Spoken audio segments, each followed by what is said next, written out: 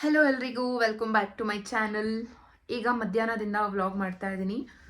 2 PM ಆಗಿದೆ. Actually ಅಡುಗೆ ಮಾಡ್ತಾ ಇದ್ದೀನಿ, ಜಸ್ಟ್ ಹಾಗೆ ವ್ಲಾಗ್ ಮಾಡೋಣ ಅಂತೇಳಿ. ಮುನಿ ಡೆಲ್ಲಿಗೆ ಹೋಗಿದ್ರಲ್ವಾ, ಸೊ ಮುನಿ ನೈಟ್ 2 ಗಂಟೆಗೆ ಬಂದರು. ಮಲ್ಕೊಂಡಿದ್ದಾರೆ, ಸೊ ಇನ್ನೂ ಎದ್ದಿಲ್ಲ. ವೈಷ್ಣು ಅವ್ರ ಜೊತೆಲೆ ಮಲ್ಕೊಂಡಿದ್ದಾಳೆ. ಆ್ಯಂಡ್ ಅಲ್ಲಿ ಫುಡ್ ಎಲ್ಲ ಅಷ್ಟೊಂದು ಚೆನ್ನಾಗಿಲ್ಲ, ಲೈಕ್ ತುಂಬ ಸಾಸಿವೆ ಎಣ್ಣೆನ ಯೂಸ್ ಮಾಡ್ತಾರೆ ಅಂತ ಹೇಳ್ಬಿಟ್ಟು ಹೋದಾಗಿಂದ ಪಾಪ ಅದನ್ನೇ ಹೇಳ್ತಾನೆ ಇದ್ರು. ಸೊ ಹಾಗಾಗಿ ಕಂಪ್ಲೀಟಾಗಿ ಫುಡ್ ಚೆನ್ನಾಗೇ ಇಲ್ಲ. ಫ್ರೈಡ್ ರೈಸ್ ಬರೀ ಇಂಥದ್ದೇನೆ, ಲೈಕ್ ಅಲ್ಲೇನು ನಾವು ಮಾಡ್ಕೊಂಡು ತಿಂದಿರೋ ಥರ ಎಲ್ಲ ಇರೋದಿಲ್ಲ ಅಲ್ವಾ. ಸೊ ಅಷ್ಟಾಗಿ ಸಾಸಿವೆ ಎಣ್ಣೆ ಎಲ್ಲ ನಾನು ಯಾವುದಕ್ಕೂ, ನಾನು ಸಾಸಿವೆ ಎಣ್ಣೆ ಸ್ವಲ್ಪನೂ ಉಪಯೋಗಿಸೋದೇ ಇಲ್ಲ, ಯಾವುದ್ರಲ್ಲೂ ಯೂಸ್ ಮಾಡೋದೇ ಇಲ್ಲ. ಸೊ ಹಾಗಾಗಿ ಸಾಸಿವೆ ಎಣ್ಣೆ ಎಲ್ಲ ಅಭ್ಯಾಸ ಇಲ್ಲ. ಫುಡ್ ಚೆನ್ನಾಗಿಲ್ಲ, ಅವ್ರಿಗೆ ಅಷ್ಟೊಂದು ಸ್ಯಾಟಿಸ್ಫ್ಯಾಕ್ಷನ್ ಇರಲಿಲ್ಲ ಹೋದಾಗಿಂದನು. ಸೊ ಹಾಗಾಗಿ ಇವತ್ತು ಸ್ವಲ್ಪ ಟೇಸ್ಟಿಯಾಗಿ ಖಾರವಾಗಿ ಏನಾದರೂ ಮಾಡೋಣ ಅಂತೇಳಿ ನಾನ್ ವೆಜ್ಜೇ ಕುಕ್ ಮಾಡ್ತಾ ಇದ್ದೀನಿ. ಬೇರೆ ಏನೋ ಸಾಂಬಾರು ಮಾಡೋದಕ್ಕಿಂತ ನಾನ್ ವೆಜ್ ಮಾಡಿದ್ರೆ ಅವ್ರಿಗೆ ಸ್ಯಾಟಿಸ್ಫೈ ಇರುತ್ತೆ, ತುಂಬ ಖುಷಿಯಾಗೂ ತಿಂತಾರೆ. ಸೊ ಹಾಗಾಗಿ ಚಿಕನ್ ಗ್ರೇವಿನ ಮಾಡ್ತಾ ಇದ್ದೀನಿ. ಸೊ ಹರ್ಷನ ಸ್ಕೂಲಿಂದ ಪಿಕ್ ಮಾಡ್ಕೊಂಬರೋಕ್ಕೆ ಹೋಗಬೇಕು. ಅಷ್ಟರೊಳಗಡೆ ಕುಕ್ ಮಾಡಿಬಿಟ್ಟು ಮುನಿನ ಎಬ್ಬರಿಸಿ ಊಟ ಹಾಕ್ಕೊಟ್ಬಿಟ್ಟು ನಾನು ಸ್ಕೂಲ್ ಹತ್ರ ಹೋಗ್ಬಿಟ್ಟು ಬರ್ತೀನಿ. ಯೂಶ್ವಲಿ ಚಿಕನ್ ಯಾವಾಗಲೂ ನನಗೆ ಮುರಳಿ ಇಲ್ಲ ಅಂತಂದರೆ ಮುನಿನೇ ತಂದು ಕೊಡ್ತಾರೆ. ಇನ್ನು ಯಾವಾಗಾದರೂ ಅವರಿಬ್ಬರು ಅವೈಲೇಬಲ್ ಇಲ್ಲ ಅಂತಂದರೆ ನಾನು ಆರ್ಡರ್ ಮಾಡ್ಕೊಂಡ್ಬಿಡ್ತೀನಿ ಆ್ಯಪಲ್ಲೇ.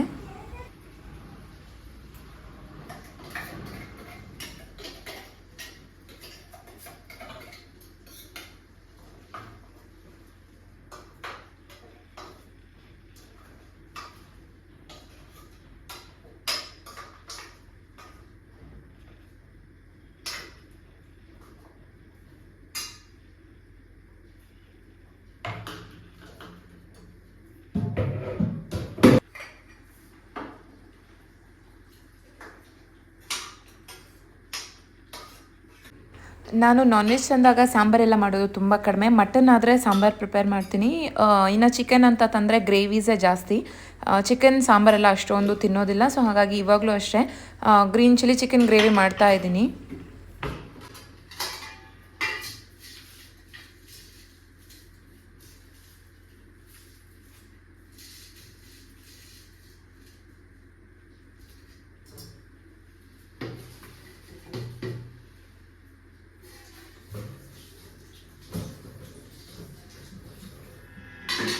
ಹಾಗೆ ಯಾವಾಗಲೂ ಕಿಚನ್ ಅಡುಗೆ ಮಾಡಿದ ತಕ್ಷಣವೇ ಕ್ಲೀನ್ ಮಾಡ್ಕೊಂಬಿಟ್ರೆ ಕಿಚನ್ನ ಸ್ವಲ್ಪ ಈಸಿ ಅನಿಸುತ್ತೆ, ಅಷ್ಟೊಂದು ಬರ್ಡನ್ ಅಂತಲೂ ಅನಿಸೋದಿಲ್ಲ ಅಲ್ವಾ.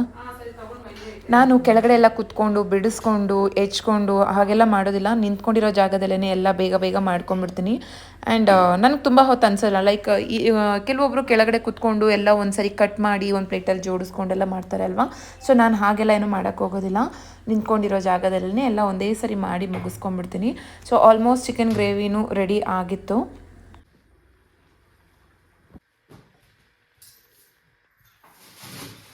ನನಗೆ ಮತ್ತೆ ನಲ್ಲಿಕಾಯಿ ಮತ್ತೆ ತಂದ್ಕೊಟ್ಟಿದ್ದಾರೆ. ಆ್ಯಕ್ಚುಲಿ ನಾನು ನಲ್ಲಿಕಾಯಿ, ಬೆಟ್ಟದ ನಲ್ಲಿಕಾಯಿ ಏನಿರುತ್ತೆ ಅಲ್ವಾ, ಜಾಸ್ತಿ ಯೂಸ್ ಮಾಡ್ತೀನಿ. ಸೊ ಇದು ನಮ್ಮ ಡೈಲಿ ರೊಟೀನಲ್ಲಿ ಇದ್ರೆ ತುಂಬ ಒಳ್ಳೇದು ಅಂತ ನನ್ನ ಫೀಲ್. ಸೊ ನಾನು ಯಾವಾಗಲೂ ಯೂಸ್ ಮಾಡ್ತಾನೆ ಇರ್ತೀನಿ ಬೆಟ್ಟದ ನಲ್ಲಿಕಾಯಿ. ಸೊ ಇದು ಕ್ಯಾಪ್ಸಿಕಮ್.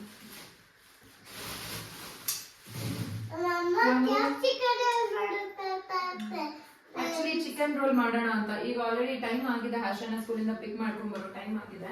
ಸೊ ಅವ್ರು ಬರೋಷ್ಟರಲ್ಲಿ 1-2 ಚಿಕನ್ ರೋಲ್ ಮಾಡ್ಕೊಳ್ಳೋಣ ಅಂತೇಳಿ ಮಾಡ್ಕೊತಾ ಇದ್ದೀನಿ. ನಾನು ಇಷ್ಟೇ ಜಸ್ಟ್ ಒಂದು 2 ಚಿಕನ್ ರೋಲ್ಸ್ಗೆ ಇಷ್ಟು ಚಿಕನ್ ತಗೊಂಡಿದ್ದೀನಿ. ಇಷ್ಟು ಚಿಕನ್ ಆದರೆ ಸಾಕಾಗುತ್ತೆ. ಸೊ ಸಿಪ್ಪೆ ಬಿಡಿಸಿ ಇಟ್ಕೊಂಡಿದ್ನಲ್ವ ಈರುಳ್ಳಿ ಇದನ್ನೆಲ್ಲ.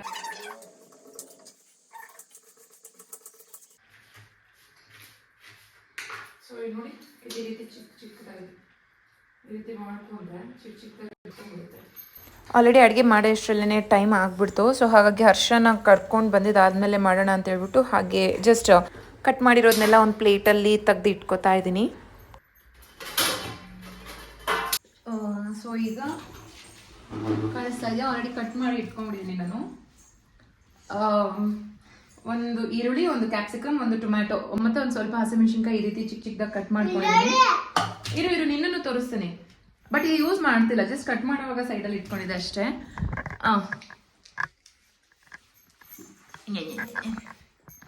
ಏನು ಮಾಡ್ತಿರೋದು ನಾವಿವಾಗ? Chicken roll. ಸೊ ಟೈಮ್ 15 ಆಯಿತು. ಹರ್ಷನ ಸ್ಕೂಲಿಂದ ಕರ್ಕೊಂಡು ಬರೋದಕ್ಕೆ ಹೋಗ್ತಾ ಇದ್ದೀವಿ. ಬಾಯ್ ಇಲ್ಲ, ಬಾಯ್ ಬೇಡ. ಸೊ ಹರ್ಷನ ಸ್ಕೂಲಿಂದ ಕರ್ಕೊಂಡು ಬರ್ತೀವಿ ಏನ. ಸೊ ಫ್ರೆಶ್ ಅಪ್ ಆಗಿದ್ದಾಯಿತು, ಸ್ಕೂಲ್ ಹತ್ರ ಹೊರಟ್ವಿ. ಹರ್ಷನ ಕರ್ಕೊಂಡು ಬಂದಿದ್ದಾಯಿತು. ಸೊ ಚಿಕನ್ ರೋಲ್ಗೆ ಬೇಕಾಗಿರೋದನ್ನೆಲ್ಲ ಮಾಡ್ಕೋತಾ ಇದ್ದೀನಿ. ತುಂಬ ಹೊತ್ತು ಹಾಗೆ ಬಿಟ್ಟರೆ ಇದು ಮತ್ತೆ ನೀರು ಬಿಟ್ಕೊಂಡ್ಬಿಡುತ್ತೆ ಅಲ್ವಾ, ಈರುಳ್ಳಿ ಕ್ಯಾಪ್ಸಿಕಮ್ ಎಲ್ಲ. ಸೊ ಹಾಗಾಗಿ ಸ್ಟಾರ್ಟ್ ಮಾಡಿಕೊಂಡೆ. ನಾನು ಒಂದು ಬೌಲ್ಗೆ ಗೋಧಿ ಹಿಟ್ಟನ್ನ ತೊಗೊತಿದ್ದೀನಿ. ಯೂಶ್ವಲಿ ತುಂಬ ಜನ ಮೈದಾ ಹಿಟ್ಟನ್ನ ಹಾಕಿ ಮಾಡ್ಕೋತಾರೆ, ಬಟ್ ಆದಷ್ಟು ಮೈದಾ ಕಡಿಮೆ ಮಾಡಿಕೊಂಡ್ರೆ ಒಳ್ಳೇದಲ್ವಾ.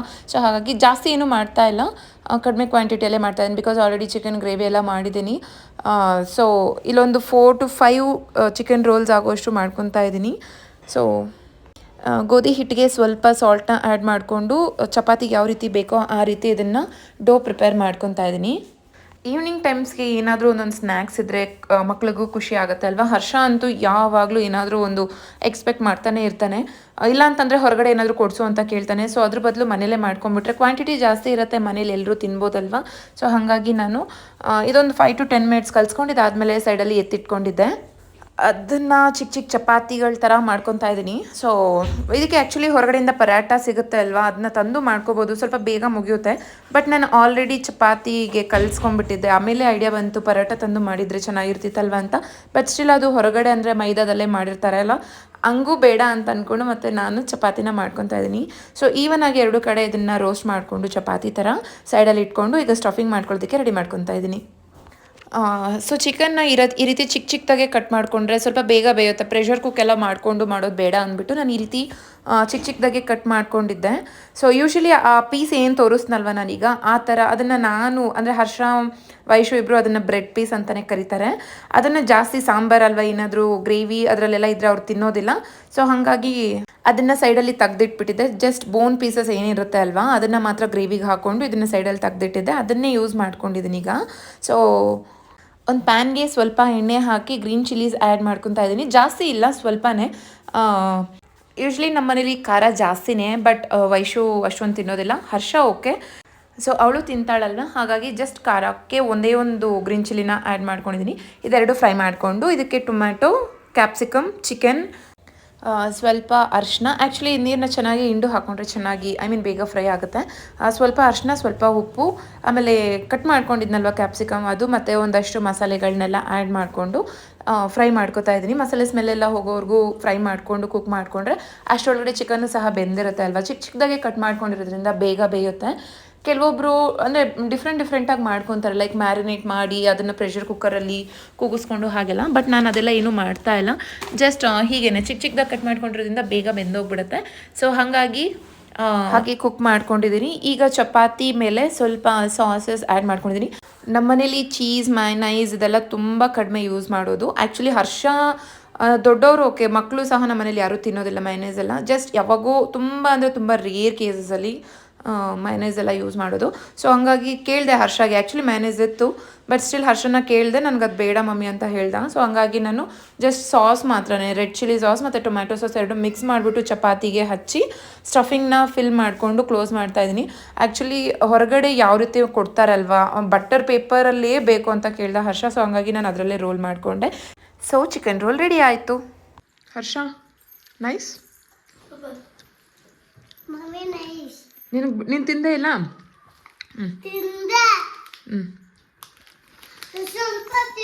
ಎಷ್ಟು ಸಕ್ಕತ್ತಾಗಿದೆ ಸ್ಟಫಿಂಗ್ ಎಲ್ಲ ಗೈಸ್. ಅವಳು ತಿಂತಾನೆ ಇಲ್ಲ. ತೋರಿಸಿ, ಚೆನ್ನಾಗಿದೆಯಾ?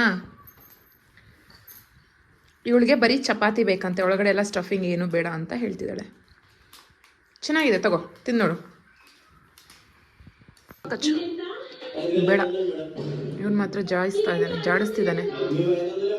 ಸೊ ಹರ್ಷಾಗೆ ಹೋಮ್ವರ್ಕ್ ಮಾಡಿಸ್ಬೇಕು. ಆಲ್ಮೋಸ್ಟ್ ಇನ್ನೇನು ಎಕ್ಸಾಮ್ಸ್ ಎಲ್ಲ ಹತ್ರ ಬರ್ತಾ ಇದೆ ಅಲ್ವಾ, ಅವನಿಗೂ ಓದಿಸ್ಬೇಕು. ಬಟ್ ತುಂಬ ಲಾಂಗ್ ಟೈಮ್ ಆಗಿತ್ತು. ಹೇರ್ ಕೇರ್ ಎಲ್ಲ ನಾನು ಕಂಪ್ಲೀಟಾಗಿಯೇ ಸ್ಟಾಪ್ ಮಾಡಿಬಿಟ್ಟಿದ್ದೆ. ಲೈಕ್ ವೈಶು ಹುಟ್ಟಿದಾಗಿಂದನೂ ಸ್ವಲ್ಪ ನನ್ನ ಬಗ್ಗೆ ಕೇರ್ ಮಾಡ್ಕೊಳ್ಳೋದು ಎಲ್ಲ ತುಂಬ ಕಡಿಮೆ ಆಗಿತ್ತು. ಈಗ ಟೈಮ್ 6:30, 7 o'clock ಆಗಿದೆ ಆಲ್ರೆಡಿ. ಆ್ಯಕ್ಚುಲಿ ಹೇರ್ ಕೇರ್ಗೋಸ್ಕರ, ಲೈಕ್ ಹೇರ್ ಫಾಲ್ ಮತ್ತು ಹೇರ್ ಗ್ರೋತ್ ಬಗ್ಗೆ ಒಂದು ಹೋಮ್ ರೆಮಿಡಿನ ಮಾಡ್ಕೋತಾ ಇದ್ದೀನಿ. ಹೇಗೂ ಮುರಳಿ ನನಗೆ ಬೆಟ್ಟದ ನಲ್ಲಿಕಾಯಿ ತೊಗೊಂಡು ಬಂದಿದ್ರು, ಅದರಲ್ಲಿ ಒಂದು ರೆಸಿಪಿನ ಮಾಡೋಣ ಅಂತ ಅಂದ್ಕೊಂಡಿದ್ದೀನಿ. ಸೊ ಬನ್ನಿ ಹೇಗೆ ಮಾಡ್ತೀನಿ ಅಂತ ತೋರಿಸ್ತೀನಿ. ಬಟ್ ಆ ರೆಮಿಡಿ ಏನಿದೆ ಗೊತ್ತಾ, ಲೈಕ್ ಅದು ಹೇರ್ ಫಾಲ್ ತುಂಬ ಆಗ್ತಾ ಇದ್ರೆ ಕಂಟಿನ್ಯೂಸ್ ಆಗಿ ಒಂದು 2 to 3 months ನೀವು ಯೂಸ್ ಮಾಡಿದ್ರೆ ನಿಮಗೆ ರಿಸಲ್ಟ್ ಗೊತ್ತಾಗುತ್ತೆ. ಲೈಕ್ ಯಾವ ರೀತಿ ಅದು ವರ್ಕ್ ಆಗ್ತಾ ಇದೆ ಅಂದ್ಬಿಟ್ಟು. ಸೊ ಅದ್ರ ಜೊತೆಲಿ ನಿಮ್ಮ ಫುಡ್ ಡಯಟ್ ಸಹ ಚೆನ್ನಾಗಿ ಇರಬೇಕು. ಲೈಕ್ ಜಾಸ್ತಿ ಹೊರಗಡೆ ಫುಡ್ ಐಟಮ್ಸ್ ತಿನ್ನೋದು, ಜಂಕ್ ಐಟಮ್ಸ್ ತಿನ್ನೋದನ್ನ ಸ್ಟಾಪ್ ಮಾಡಿಬಿಟ್ಟು ಯಾರಿಗಾದ್ರೂ ಹೇರ್ ಗ್ರೋತ್ ಬೇಕು, ಹೇರ್ ಫಾಲ್ ಕಂಟ್ರೋಲ್ ಮಾಡಬೇಕು ಅನ್ನೋ ಥರ ಇದ್ರೆ ನಾನು ಇವಾಗ ಮಾಡ್ತಾ ಇರೋ ರೆಮಿಡಿನ ನೀವು ಖಂಡಿತ ಮನೇಲಿ ಟ್ರೈ ಮಾಡಿ. ನಾನು ಗ್ಯಾರಂಟಿ ಕೊಡ್ತೀನಿ 100% ಹೇರ್ ಫಾಲ್ ಅಂತೂ ಮ್ಯಾಕ್ಸಿಮಮ್ ಕಡಿಮೆ ಆಗುತ್ತೆ. ಸೊ ಅದ್ರ ಜೊತೆಗೆ ನೀವು ಇಂಟೇಕ್ಸ್ ಲೈಕ್ ಫುಡ್ ಏನು ತಗೊಂತೀರಾ ಅದು ಕರೆಕ್ಟ್ ಆಗಿದ್ರೆ 100% ನಿಮಗೆ ಹೇರ್ ಗ್ರೋತ್ ನೋಡ್ಬೋದು ಅಂತ ಹೇಳ್ತೀನಿ. ಸೊ ಈಗ ಅದನ್ನು ಪ್ರಿಪೇರ್ ಮಾಡ್ಕೋತೀನಿ.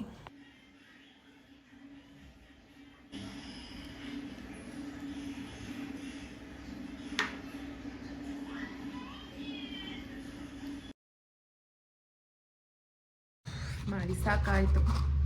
ಸೊ ಆ್ಯಕ್ಚುಲಿ ನೋಡಿ, ಒಂದಷ್ಟು ಏರ್ ಟೈಟ್ ಜಾರಲ್ಲಿ ನಾನು ಅದನ್ನ ಆಲ್ರೆಡಿ ಎತ್ತಿಟ್ಕೊಂಡಿದ್ದೀನಿ. ಇನ್ನೊಂದಷ್ಟು ಮಾತ್ರ ಲೈಕ್ ಯಾವಾಗಲೂ ಬಾಟಲ್ನ ತೆಗೆದು ಯೂಸ್ ಮಾಡ್ತಾ ಇದ್ರೆ ಅದು ಹೋಗ್ಬಿಡತ್ತಲ್ವ. ಸೊ ಹಾಗಾಗಿ ಲೈಕ್ ಆ್ಯಕ್ಚುಲಿ ಇದು ಕೆಟ್ಟೋಗೋದಿಲ್ಲ. ಲೈಕ್ ಆಲ್ಮೋಸ್ಟ್ ನೀವು 1 yearವರೆಗೂ ಇದನ್ನ ಸ್ಟೋರ್ ಮಾಡ್ಕೋಬೋದು. ಬಟ್ ಸ್ಟಿಲ್ ಸ್ವಲ್ಪ ಒಂದು ಜಾರ್ ಒಳಗಡೆ ಹಾಕಿ ಇನ್ನು ಸ್ವಲ್ಪ ಮಿಕ್ಕಿರೋದನ್ನ ನಾನು ಹೀಗೆ ತೆಗೆದಿಟ್ಕೊಂಡಿದ್ದೀನಿ. ಇದು ರಿಯಲಿ ಎಷ್ಟು ಆ್ಯಕ್ಚುಲಿ ಇದು ಇವಾಗಲೇ ಮಾಡಿರೋದ್ರಿಂದ ಸ್ವಲ್ಪ ಅಷ್ಟೊಂದು ಟೇಸ್ಟ್ದು ಏನು ಅಷ್ಟೊಂದು ಟೇಸ್ಟ್ ಗೊತ್ತಾಗೋದಿಲ್ಲ. ಇದು ನೆಕ್ಸ್ಟ್ ಡೇಯಿಂದ ನೀವು ಇದನ್ನು ಕನ್ಸ್ಯೂಮ್ ಮಾಡ್ಬೋದು. ಸೊ ಇದ್ರದ್ದು ಕಂಪ್ಲೀಟ್ ರೆಸಿಪಿ ಲೈಕ್ ನಾನು ಯಾವ ರೀತಿ ಮಾಡಿದ್ದೀನಿ ಅಂತ ಹೇಳ್ಬಿಟ್ಟು ನಾನು ನನ್ನ ಚಾನಲಲ್ಲಿ ಅಪ್ಲೋಡ್ ಮಾಡಿರ್ತೀನಿ ವಿತ್ ಡೀಟೇಲ್ಸ್. ಯಾರಿಗಾದ್ರೂ ಇಂಟ್ರೆಸ್ಟ್ ಇದೆ ಚೆಕ್ ಮಾಡಿ. 100% ಶೋರ್ ಇದರಲ್ಲಿ ಹೇರ್ ಫಾಲ್ ಕಂಟ್ರೋಲ್ ಆಗುತ್ತೆ ಅಂತ ಹೇಳ್ತಾ ಇದ್ದೀನಿ. ಸೊ ಇದು ಆ್ಯಕ್ಚುಲಿ ಬೆಟ್ಟದ ನೆಲ್ಲಿಕಾಯ್ದು ಟೇಸ್ಟ್ ಎಲ್ಲ ಏನು ಅಷ್ಟೊಂದು ಕಹಿ ಆ ಥರ ಎಲ್ಲ ಏನು ಗೊತ್ತಾಗೋದೇ ಇಲ್ಲ. ಹೊರಗಡೆ ನಮಗೆ ಹುಣಸೆ ಹಣ್ಣಲ್ಲಿ ಮಾಡಿ ಕೊಡ್ತಾ ಇದ್ರಲ್ವ ಸ್ವೀಟ್ ಒಂಥರ ಹುಳಿಯಾಗಿ, ಹುಳಿ ಇರೋದಿಲ್ಲ ಆ್ಯಕ್ಚುಲಿ ಹೇಳ್ಬೇಕಂದ್ರೆ. ಇದು ಸ್ವೀಟ್ ಶುಗರ್ ಪೌಡರ್ನ ಆ್ಯಡ್ ಮಾಡಿದ್ದೀನಿ. ಸೊ ಲೈಕ್ ನೀವು ಹೇರ್ ಗ್ರೋತ್ ಅನ್ನೋದಕ್ಕಿಂತ ಹೇರ್ ಫಾಲ್ ಕಂಟ್ರೋಲ್ ಮಾಡ್ಕೊಬೇಕು ಅನ್ನೋದಕ್ಕಿಂತ ಇದು ಹಾಗೇನೂ ಮಾಡ್ಕೊಂಡು ತಿನ್ಬೋದು, ಅಷ್ಟು ಟೇಸ್ಟಿ ಆಗಿದೆ. ಸೊ ಇದ್ರದ್ದು ನಾನು ಹೇಳ್ದಾಗೆ ವಿಡಿಯೋ ಅಪ್ಲೋಡ್ ಮಾಡಿದ್ದೀನಿ, ಯಾರಿಗಾದ್ರೂ ಇಂಟ್ರೆಸ್ಟ್ ಇದೆ ಚೆಕ್ ಮಾಡ್ಬೋದು. ತುಂಬ ಚೆನ್ನಾಗಿದೆ. ಸೊ ಹೀಗಿತ್ತು ನನ್ನ ಡೇ. ಈ ವಿಡಿಯೋ ನಿಮ್ಗೆ ಏನಾದರೂ ಇಷ್ಟ ಆಗಿದ್ದರೆ ಲೈಕ್ ಮಾಡಿ. ಹಾಗೆ ಇನ್ನೂ ಯಾರೆಲ್ಲ ನನ್ನ ಚಾನಲ್ನ ಸಬ್ಸ್ಕ್ರೈಬ್ ಮಾಡಿದ್ರೆ ನೋಡ್ತಾ ಇದ್ದೀರಾ ಸಬ್ಸ್ಕ್ರೈಬ್ ಮಾಡ್ಕೊಳ್ಳಿ. ಸೊ ನೆಕ್ಸ್ಟ್ ವಿಡಿಯೋದಲ್ಲಿ ಮತ್ತೆ ನೆಕ್ಸ್ಟ್ ವ್ಲಾಗಲ್ಲಿ ಸಿಗ್ತೀನಿ. ಅಲ್ಲಿವರೆಗೂ ಎಲ್ರಿಗೂ ಬಾಯ್.